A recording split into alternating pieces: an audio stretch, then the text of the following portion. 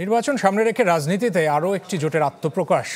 আওয়ামী লীগের মিত্র হিসেবে পরিচিত আনোয়ার হোসেন মঞ্জু জেপি এবং আনিসুল ইসলাম মাহমুদের জাতীয় পার্টির নেতৃত্বে ২০টি দল নিয়ে গঠিত হলো জাতীয় গণতান্ত্রিক ফ্রন্ট এনডিএফ। জোট নেতাদের আশা, লেভেল প্লেইং ফিল্ড নিশ্চিত হলে এই জোট নির্বাচনে অংশ নেবে। নতুন এবং ফিরে আসা গ্রাহকদের জন্য নগদে চলছে ক্যাশব্যাক সহ প্রতিদিন হাজারো উপহার জেতার সুযোগ। হবে আশা আর ফেরা, সারপ্রাইজ সেরা।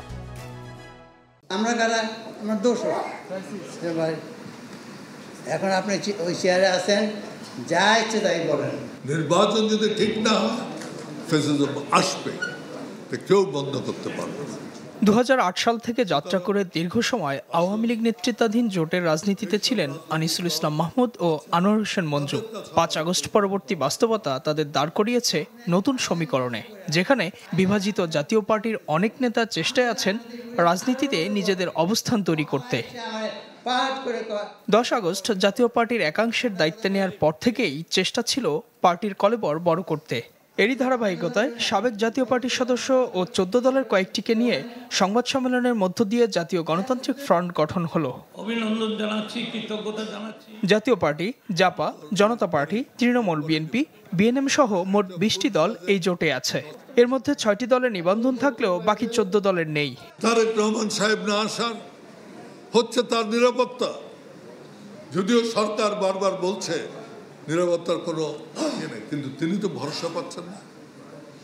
উনি যদি ভরসা না পান, আমি আনিসুল ইসলাম মাহমুদকে ভোটারদের নিরাপত্তার বন্দোবস্ত কে করবে? এইভাবে আপনারা নির্বাচনটা দেন।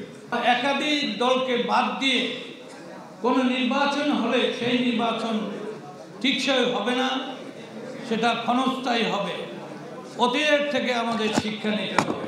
নির্বাচনের আগে লেভেল প্লেইং ফিল্ড থাকতে হবে। সেই শর্তগুলো পূরণ হলে জাতীয় ফ্রন্ট ইলেকশনে যাবে কিনা সে অনেকবার চিন্তা করে দেখবে।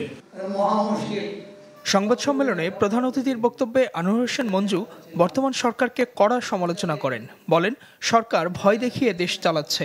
আপনি আইলেন কেমন করে আয়ে আমার উপদেশ দিতেছিলেন। আমি রাজনীতি করি ১৮ বছর বয়স থেকে, পাঠ করে এইটা করো এইটা করো। আরে মুখ্যমন্ত্রীর কথা বলে আমি কোনো অন্যায় কথা বলি নাই। মুরব্বীদের সম্মান করো, সে নাই। এত উপদেশ দেওয়া কেন? আমাদের পক্ষ থেকে জোট হলেও জাতীয় পার্টির লাঙ্গল প্রতীক এখনো পায়নি আনিসুল ইসলামের দল। আদালতের মাধ্যমে পাবেন বলে প্রত্যাশা তাদের। যারা শহীদ হয়েছিলেন তাদের ইজাজ শৌমিক, চ্যানেল 24, ঢাকা।